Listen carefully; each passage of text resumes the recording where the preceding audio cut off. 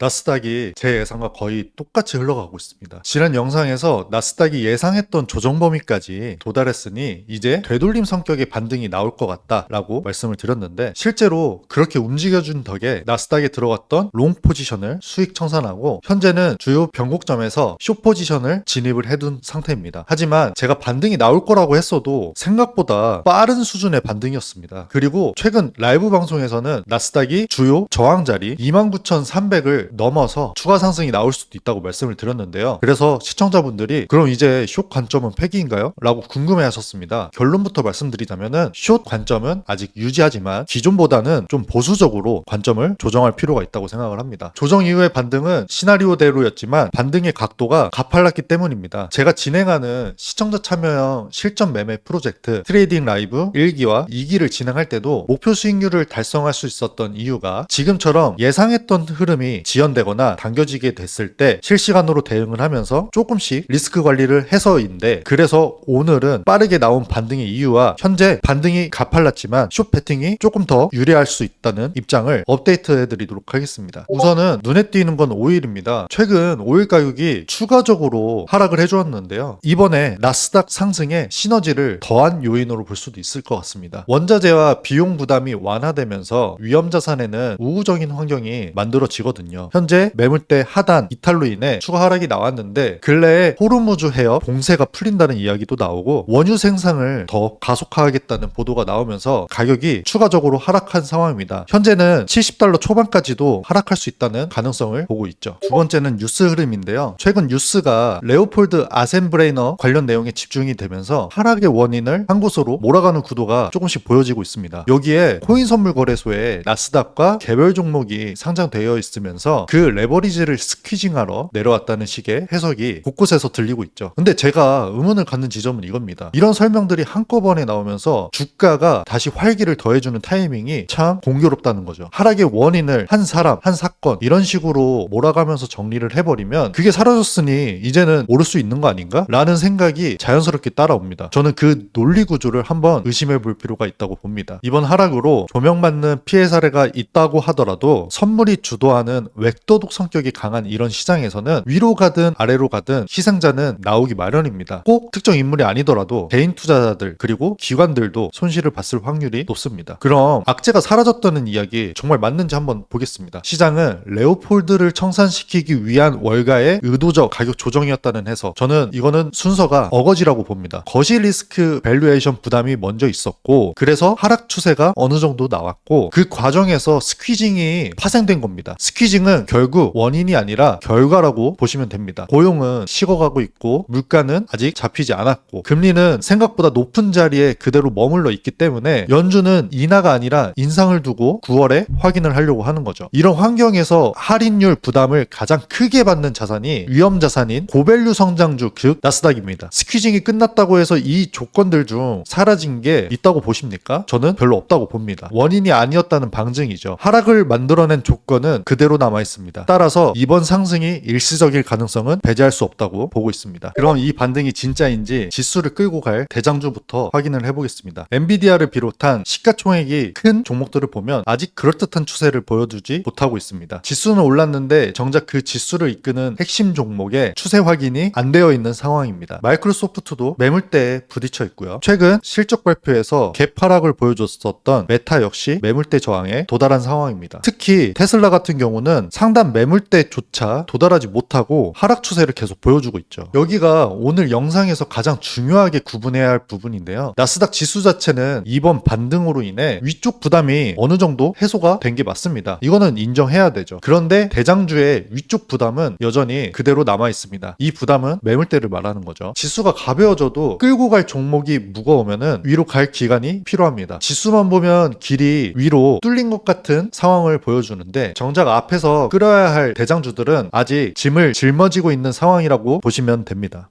지금 나스닥이 도달한 지점은 매물대 구간의 상단입니다. 지수 자체의 부담은 좀 덜어졌지만 대장주가 무거운 상태에서 상단 돌파를 시도하는 그림이죠. 그래서 넘어가더라도 끌고 갈 힘이 뒷받침되느냐, 이것이 관건이죠. 이런 구조가 명확히 드러난 시장이 하나 있습니다. 바로 코스피입니다. 근래 동향을 보면 외국인이 대략 150조 원을 순매도했고 그 물량을 개인과 기관이 130조 원가량 매수로 받아냈습니다. 코스피 7천을 기점으로 보면 개인과 기관이 100조 원 이상을 추가로 샀다고 보입니다. 이게 무슨 뜻이냐면 7천선 부근에 개인과 기관의 매수 단가가 밀집되어 있다는 방증이죠. 거대한 매물대가 보이는 상황인데 현재 코스피는 6천선을 회복한 상태입니다. 하지만 그 위로는 본전 심리가 걸린 물량이 층층이 대기하고 있습니다. 온전한 회복까지는 상당한 기간이 필요하다고 보이는 이유이죠. 정리하면 이렇습니다. 코스피는 지수 차원에서, 나스닥은 대장주 차원에서 같은 밸류에이션에 대한 부담을 안고 있습니다. 앞에 말씀드린 근거들을 통해서 파동 관점을 연결해보면 더욱 명확하게 보입니다. 큰 기간 조정 안에서 더 긴 조정을 위한 일시적인 파동으로 해석을 한다면 현재 파동은 W, X, Y 복합 조정의 X 파동일 가능성이 조금 보입니다. 하락 중에 나오는 이런 모조리 반등은 앞뒤의 하락에 비해 매우 짧은 기간에 형성이 되고 가파른 모양을 띱니다. 그런데 이번 하락은 짧고 굵은 하락을 위한 게 아니라 가격대 상단에서 매물대를 만들기 위한 일종의 지지대 구간을 만들기 위한 시간 끌기 구간일 수도 있다고 보여집니다. 만약 이대로 신고가 경신을 하지 못하고 점진적으로 천천히 빠진다면 어떻게 될까요? 개인 투자자 입장에서는 지루한 장세에 가격이 괜찮아 보이니 추가 매수를 들어가게 됩니다. 그렇게 이 매물대를 지독하게 쌓으면서 긴 조정 구간을 만들면 개인들을 괴롭히는 구조가 만들어질 수도 있습니다. 기존에 나스닥의 11% 하락은 그냥 나온 게 아닙니다. 앞선 하락의 맥락이 있었다는 걸 인지하시고 장기적인 조정 국면을 전제로 시장을 대처하셔야 하는 상황이라고 보고 있습니다. 이제부터 매매 기준을 미리 세워두겠습니다. 첫째, 각 대장주들의 분기점 돌파 여부입니다. 거래량이 동반되는지 그리고 돌파 후에 안착되는지 확인하셔야 합니다. 지수가 아니라 대장주가 먼저 확인이 돼야죠. 두 번째, 오일과 달러의 추가 상승 가능성 여부입니다. 오일과 달러가 다시 오르면 앞서 말씀드린 상승 재료 하나가 소멸이 됩니다. 비용 부담이 재부각되면서 위험 자산에는 역풍이 될 확률이 있습니다. 세 번째, 나스닥 30K 위 안착 가능성입니다. 현재 반등 기세로는 30K를 넘어가는 가능성이 쉬워 보입니다. 그런데 안착은 어려울 수 있습니다. 넘는 것과 지키는 것은 다른 문제니까요. 돌파 후 되돌림에서 30K가 지지로 바뀌는지 보셔야 합니다. 세 가지 모두 충족되면 추세 전환을 재검토하고 하락 관점을 축소할 것입니다. 하나라도 충족되지 않으면 X파동의 해석을 유지하고 긴 조정에 대비하겠습니다. 이 조건들이 채워지면 저도 관점을 바꾸겠습니다. 기준을 미리 말씀드리는 이유죠. 그리고 이 기준들이 검증되는데 오래 걸리지 않습니다. 발표 일정이 얼마 남지 않았는데요. 당장 내일인 7월 고용보고서, 그리고 7월 CPI, 7월 PPI, FOMC 의사록과 금리 결정, 일정이 이렇게 촘촘하다는 건 방향이 정해지는데도 오래 걸리지 않는다는 뜻입니다. 저는 이 반등이 무엇인지 아직은 확인되지 않았다고 생각합니다. X파동일 수도 있고 진짜 전환의 시작일 수도 있습니다. 기존 하락 공략에 이어 그 이후에 반등까지 일부 공략했고 하락 공략은 실시간으로 보수적으로 관리했습니다. 그래서 저는 하락 관점을 말씀을 드렸지만 이번 상승 국면에서 손실은 없는 상태입니다. 모든 가능성을 열어두고 틀릴 것을 전제로 보수적으로 포지션을 잡았기 때문이죠. 포지션에 쫓기지 않으니 시장을 있는 그대로 볼 수 있는 거죠. 간혹 말씀드리지만 애매한 기준선이 앞으로의 매매 습관을 망칩니다. 잘못된 기준은 여러분들을 더 헷갈리게 만들 뿐이니까요. 얼마를 굴리느냐, 얼마나 확신하느냐 보다 중요한 건 틀렸을 때 얼마나 덜 잃느냐입니다. 이번 레오폴드의 마진콜에서 그 이유를 적나라하게 보여줍니다. 지금이 오를 자리냐 내릴 자리냐 맞히려 하기보다 어디까지 틀려도 버틸 수 있는지 먼저 확인하고 정해두시기 바랍니다. 그 기준이 있으면 뉴스가 흔들어도 여러분들은 흔들리지 않을 겁니다. 지난 영상에서 드렸던 말씀을 한 번 더 드리자면 뉴스가 방향을 정하는 게 아닙니다. 차트가 만들어 놓은 맥락이 뉴스의 해석을 정합니다. 오늘 말씀드린 내용은 전반적으로 현재 시장에 대해서 압축적으로 브리핑을 드린 겁니다. 그렇기 때문에 추가적인 관점이나 원리, 근거에 대해서 저희 채팅방에서 실시간으로 답변과 브리핑을 드리기도 하지만 궁금하신 점이 있다면 언제든지 댓글에 남겨주세요. 제가 댓글도 틈틈이 확인하여 상세히 답변 드리도록 하겠습니다. 그리고 영상에 담지 못한 디테일한 관점이나 근거로 시청자 참여형 실전 매매 프로젝트를 진행할 예정이니 관심 있는 분들은 고정 댓글에 있는 링크로 신청해 주시면 확인해 보겠습니다. 이제 앞으로 저와 나스닥이 어떻게 움직일지 30K를 지킬지 말지 함께 지켜보시죠.